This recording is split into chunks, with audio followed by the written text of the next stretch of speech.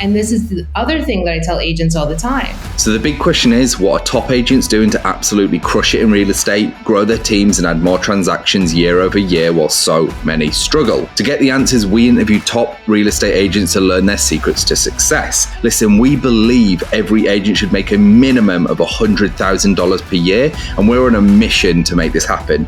We've already helped over 100 agents achieve this with our coaching. So if you want to fast track your business growth, get to your first $100,000 in GCI or add another $100,000 in GCI using social strategies, then head over to go.eliteagentsecrets.com, or you can just click the link in the description below. Also, just make sure to follow us, hit that subscribe button, and if you get any value from this at all, please tell a friend and leave us a review. My name is Andrew Dunn. And my name is Peter Michael. Welcome to Elite Agent Secrets. What do I do? We're gonna switch completely topics because he's built the talk. This is kind of another exit strategy in a lot of ways. And your second topic is about building a business on referrals when you've got no sphere. Now, the reason this I think is important, and why I say this kind of ties in nicely, because when you're starting out, it's like this hustle. You got to get these clients, but we hear this, you're probably in this situation now and for your agents where it's like, you don't now need to do lead generation unless you are wanting to continually scale. There's these intersections and it's personal. Like you might go, I'm happy if I can do 50 deals a year, my sphere that I built over the last 10 years will give me 50 deals a year. I now need to do zero lead generation and I can cruise the next 10 years.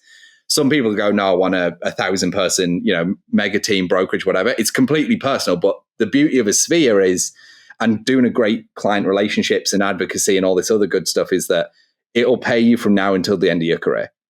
Right. So anyway, with that being said, I want you to dive in and unpack your topic 2, which is building a business on referrals. Okay. So, and more so, remember, not having a sphere at all. Right. So coming here, and one of the first trainings that I signed up for when I was at KW was BOLD. Now, good or bad or otherwise, and I'm sure it's come a long way in the last decade, but when I took it, I get 20, 30%, like did I get a nugget or two out of the whole 8-week training? Sure.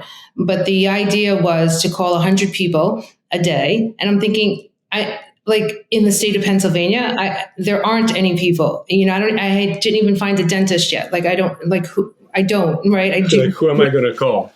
Right. So who am I going to call? I focused on circle calling, which is basically. So this was 2012.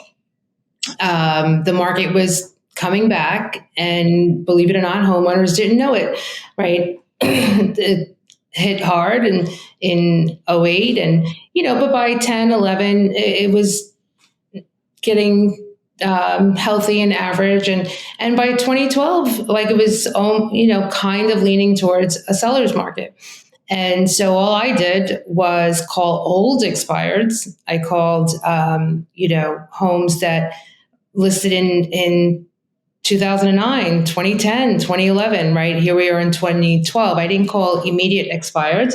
I called old ones, and I called neighborhoods that I knew, which weren't that many. I sold a house there or something, or like I did an open house in that neighborhood, what have you.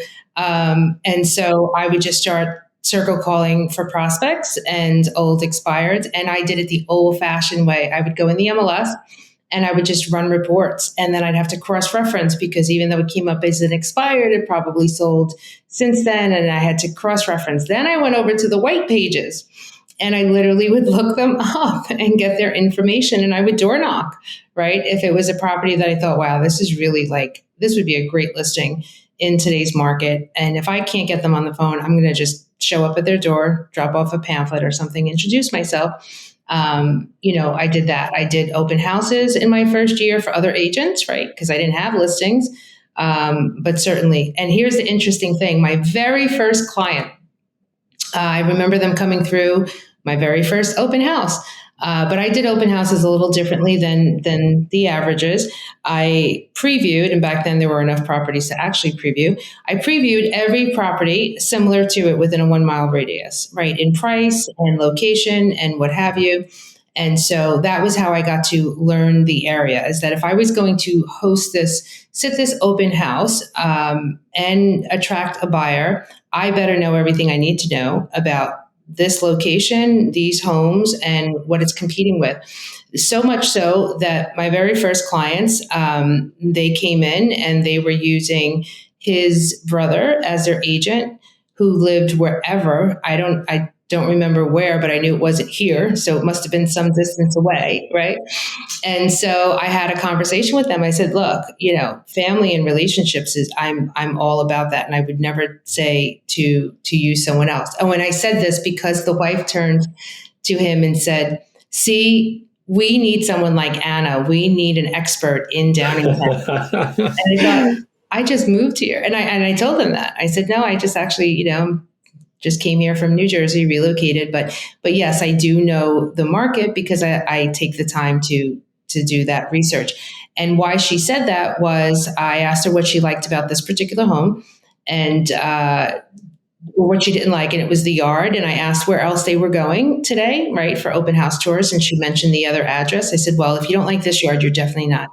That one won't appeal to you. It slopes and it's this and that and whatever. And that's when she turned to her husband and said, see, we need a local expert.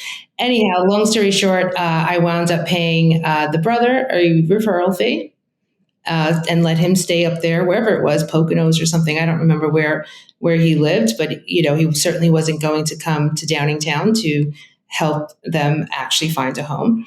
And so it was a great relationship. The point is that face-to-face, I recognize, was my jam, right? If you told me back then, the only way to be successful in real estate is that I had to hit the phones 3 hours a day, every day in those call center booths or, the standing, the headsets, the do not disturb, I would have left. If that was the only way to do this, I would have left, right? People are my thing. It's not about the house. It's about the people. So I recognized that quickly and just started building those relationships through doing open houses and door knocking and things of that nature. What I found out, what happened and what was different than others is I was getting referrals from my clients during the transaction. So what did I also not have to do or bother to do? Drip campaigns, mailers, postcards, right? I did none of that throughout my year. What were you doing to get referrals in the middle of your transaction? Well, I didn't know I was doing it. So now in the last couple of years, I always have a co-list agent on all of my listings to learn. So that's part of their apprenticeship when they want to start taking listings as well. Because a lot of agents have this idea, I don't know where they learned this, but when they get their real estate license, they only work with buyers. And I did 6 listings and 6 buyers in my first year and continue to do 50-50. Then had the awareness that if I wanted to own my time, I need to stay over here on this listing side. I love buyers, has nothing to do with them. But, if time was important to me, this is what I had to do. And that's why I started growing a team at the end of my 3rd year.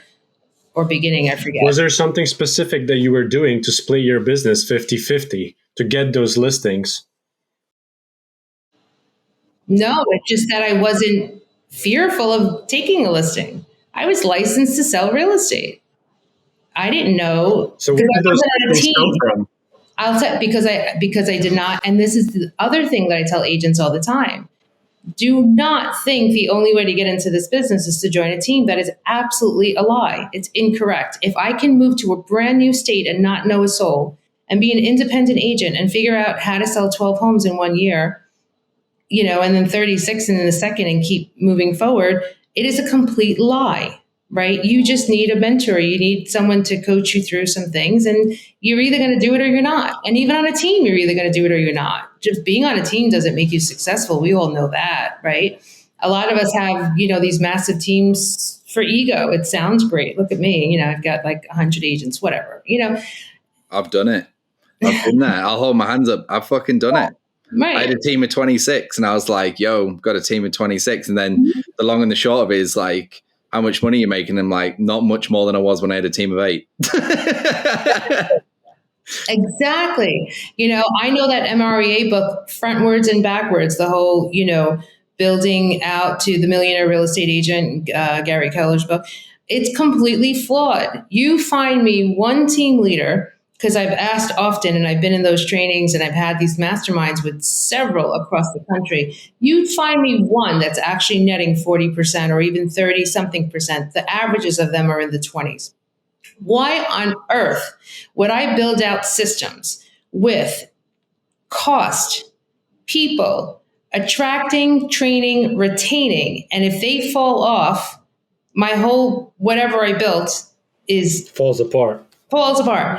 Or I can identify other agents within my brokerage, refer the overflow to them for a 30% referral fee. Forget, now I'm making, that was actually my question in that mastermind with a very, known team leader with KW prior to me leaving KW, did the whole 3-hour spiel on breaking it all down, right? And the ISAs and all this stuff, right? And I asked the one question, so what's the net? Well, Gary Keller would like it to be, 38 to 42%, and that's what we strive for, but the averages of us are in the 20% range. And I thought, but aren't you giving 25% to your showing associate, your showing agent or whatever you call them? So are they making more than you are? Like and not to percentage wise, yeah. And the volume, right? So it's the volume. Yeah. But again, if you're netting 20% on 2.7 million in GCI, just go sell a few homes with an admin and make more money and have more time. Like it just didn't make sense to me, right? So nonetheless, I guess the awareness was the ignorance. I didn't know that I shouldn't work with sellers in my first year, that I had to level up to that. But did they come from a specific source? Did you go after them, acquire them? I went out, I circle called expireds. I went after them that way, open houses. They're coming to see a house, and some of them needed to sell a house. I'm like, great. Oh, okay, cool. Right? And then how were you getting the referrals during a transaction? Because I am good at getting referrals after, but I know I'm not asking during. So you're doing something differently than I am. Mm-hmm. Because I got the after covered. I got the drip campaigns. I got the fancy schmancy stuff that reminds them, hey, well, I'm very new in the business and it's been working pretty well, right? We did 100K in 100 days in GCI. Mm-hmm. But that's the world that we come from, right? We come from the online real estate lead generation. So that business model is different than somebody doing open houses, expireds, referrals. I came into the business just like yourself, went from Philly, moved down to Boca, 0 friends and sphere down here. And because this is a big relocation market, my friends are now seeing that I am in real estate and are hitting me up, where now they're seeking me out saying, hey, I see, what areas do you service? Oh, I want you to do XYZ ABC. Right. So now I'm getting that quote unquote referral business. But in the beginning, when you're working internet leads, that strategy is totally different, right? Like we do have an ISA where they do majority of the legwork, because we physically can't call somebody 8 to 12 times. Neither do I want to. I have 2 kids now. I still, like you're saying, I have a wife, I have a family, I got to be a dad, I got to do all of that stuff. So I require to improve my skill set in, I guess, seeding and planting the seeds for those referrals during the transaction. So I'm not thinking of where my next one is coming from to get myself off the seesaw roller coaster of a real estate. And I'll tell you, both work, right? And what you're doing is a little interesting to me. What I'm doing, I imagine you'd like to add a little of this to your, business plan. And I'd like big time. Right. But my horror story in my third year, not horror story, I actually learned a lot about myself from it. The only year, because your third year is your rock star year, right? Like in business growth. So you've got the baby and then the toddler and then the teenage years. That's usually where you are taking risks, you're making mistakes, right? Because how are teenagers, You're playing money with the money you've made, and you've made some, hopefully, by that time. So now you're Now you're on top of the world. Right, supposedly, right? And so it's definitely your most expensive year. And from a business coaching mindset and what I've learned, and it certainly was true. And so in that year, yes, I did subscribe to Zillow Leads, and I had Sync as my, CRM linked to Google Ads and this thing and that thing, right? And that was a couple of $1,000 a month, and then a couple of $1,000 a month for the leads, and then whatever, right? So I did all that. However, and I was transitioning. I was going over to Berkshire at that time, and the assistant that I had at the time, things weren't working out, right? And for a lot of reasons and whatever. So made the decision. Look, you can come over to this brokerage as well as an independent agent, but this situation's not going to work. Well, long story short, what came to be is that he had exported my entire database and imported it into his new team's database. Yeah. And how did I know? 2 clients reached out to me and said, I thought so-and-so wasn't working for you anymore. I said, no, he's not. Why? And they forwarded me the emails that were identical to mine, but now with his information. That's so crazy. Ironically, I literally had exactly that happen. It was I couldn't believe it as well. Clients called me up, and were like, I thought you told me he wasn't working for you anymore. And I was like, he's not. And they're like, well, why is he calling me asking for business? And I'm like, we fucking shouldn't be.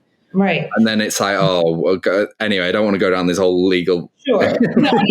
Right. I don't know if yours exported your entire database the same night that your father died, but mine did. And I had no awareness to it, and I didn't know what was happening until I knew it was happening. And I actually confirmed with Sing, because they saw on the back end that it was exported on that night, right? That's when I had the awareness that it happened simultaneously as I was, losing my father. And that because that other team uses that software as well, they saw that it was imported into that one, right? So I did what any good, what any girl would do. I cried and I felt vulnerable for any Brooklyn girl for about 20 seconds. And then I, pulled up my big girl pants and said, all right, what are we going to do about this? Let's figure it out. And, your problems are your gifts. You just don't know it yet. And at that moment, it seems like a really big problem. And it actually was a blessing. I wound up, so for my 3rd year, I did 15 million in production when I left there. And by my 5th year, I did 30. I know I doubled my volume in 2 years from that point. So from leaving that behind, leaving my CRM, leaving everything, right? And recognizing those clients told me about it. The people in 3 years I've created these relationships with are the ones who trust me, refer to me, right? They're the ones I should be focused on, not these people I don't even know. What do I care about 2,000 leads? Right now I have, I don't even know, 7,000, 8,000 leads. If you want your ISA to call my database, they're welcome to, and I'll pay you a referral fee, right? Because Lord knows my agents don't do it. The awareness, it is all the way up here. It is so on point. They don't do it. Yeah, they don't make calls. So if you've got someone great who wants to make calls, I've got 6,000 strangers that somehow, some way made it to my database. Nobody calls them anyway, or drips on them or anything else. But nonetheless, the point is that in that moment, I realized where the true business was coming from, that this was a waste of money, waste of time. And I could either let it, consume me and call it failure, or I could just say, fuck it. We're just going to do it another way, right? And I'm so grateful that I had it in me to just say, yeah, that's not going to hold me back. I'm actually going to be better. I'm going to grow and be better from it. So to answer your question, which I haven't yet, how is it that I get business during the transaction? My awareness on that came from when I started having, just about every listing appointment that I'm on, an agent, one of my partner agents will shadow me, right? Or one of my team members, generally it's been Stacy this past year, who's like transitioning transitioning over to the listing side, comes on my listing appointment. I give her a portion of every listing that I do for her to manage the nonsense, so I can just do what I do, right? I just want to negotiate. I want to be in front of my client. I want the relationship with my client. So I'm the point of contact for my client. But there's all this other stuff that, from making sure there's booties at the open house to answering, let's call them, stupid questions the average agent asks that could be answered by just reading the MLS, whatever, right? She's managing all that, the minutia of all like the nonsensical things that happen in a transaction. My only job today on a listing is to be in relationship with my client, and to negotiate that transaction. And then everything else is leveraged out, right? It sounds like a bit of a dream situation for every realtor out there. 7 figures a year, relationship to close deal. And I wouldn't have done it, honestly. I would not have done it if look, at the end of the day, when I left Berkshire, and there's like I don't know if you're hearing the repeat or whatever. Anyway, it stopped. When I left, it cost me another 40-something thousand on my way out. So not just the 100,000 that I was paying between, franchise fee and the whatever split. Oh, and another 24,000 a year for coaching. Because even with all that expense, it wasn't like I was getting any coaching there. So I also, was a student through whatever coaching program. All that to say that it was never a great time to leave, because I was doing about 30 or so million in production when I was leaving. So when was going to be the best month to leave? Well, their exit policy, which, to be, honest, much like the mafia, I don't know if they actually took coaching from the mafia on how to create an exit policy, but you're reverted to a 50-50 split with a 25% referral fee on top of it, right? So if you're doing on average 3-4 million in production a month, like when are you gonna, when's the right time to leave? There isn't, right? And it's designed that way. But nonetheless, again, I'm a burn your boats type of chick, right? Just leave it on the table and go make more. It's not half empty. It's not half full. It's refillable. Just, you know what? Leave it there, go make more, and don't cry about it. Well, I didn't understand the model here. My ADD kicked in. All I knew was that it was a $16,000 cap, right? And then $250 per transaction, up to $5,000. And then, hey, you get it back in stock. I'm like, all right, that just sounds ridiculous. Whatever, let's try it. Sign me up. I didn't understand the revenue. I didn't understand the stock options and all that. So much so, you guys have only been with EXP a few months, both of you? 6-7 months. Yeah. So you know Shareworks. Yeah. Well, Shareworks is where your stock is held, right? You have that on your dashboard. Well, when I joined, it was Bridgeboard or something Bridge, whatever. And I'm sure there were a couple of emails that came out. There definitely were, but my ADD, once again, it was probably a 2-step process and I ignored it. Hey, we're now using Shareworks. So, take your account from there and merge it over here so you can see it on your dashboard. Well, I missed that memo. And thankfully, the person who brought me to EXP, when the stock rose ridiculously, he called me up and he said, how much do you have in Broadridge? I'm like, what are you talking about? And so he gave me the phone number to call. I found out that day I had another $500,000 in stock that I did not know about. Shit. Vested. We started this podcast off with low tech eye check. I think that really drives home. Low tech eye check. How the fuck? Just call this number. You're like, okay, how much you've got? 500 grand. Great. Can I call this number every day just to check on it? When I tell you, I'm dumb as a fox. Like my lack of knowledge in the technology space or the how it works. I don't want to know. Like I do my thing. Like I'm really good at the thing that I do, and everything else is whatever. And I had a lot more than that in Shareworks, which is why I thought that's what I had. Who knew there was still, I was like, are you serious? Right. And so why do I share that? Well, it's because of that, the passive income and then the revenue, from agents joining. And that's, 6 figures on its own without actually making a recruiting call. That's just agents who, whether it was about EXP or about me and wanting to align with me, right? And like, hey, what are you doing over there, and what can we do together? And that kind of conversation. I love those authentic conversations. But again, the point is that when I was at Berkshire, it was show up, sell a house, ring a bell, right? Wash, rinse, repeat. And if you don't show up, yeah, you ain't ringing the bell. Right here, before I wake up, I'm already. Right. It's a different thing. It's a complete, to know that there's that much passive income. Yeah, that you're rewarded for who you are. And by the way, you sell a lot of houses. My goal this year actually is to list 25 homes, for good reason, because what I'm focused on is 25 partners, right? Is to have 25 agents in my front line that go through a training course to basically everything you're asking me right now, but on a deep dive and a weekly, a monthly, right? What do I want? I want to take even less time in the real estate world to basically, in the real estate sales, to basically invest in my realtor partners.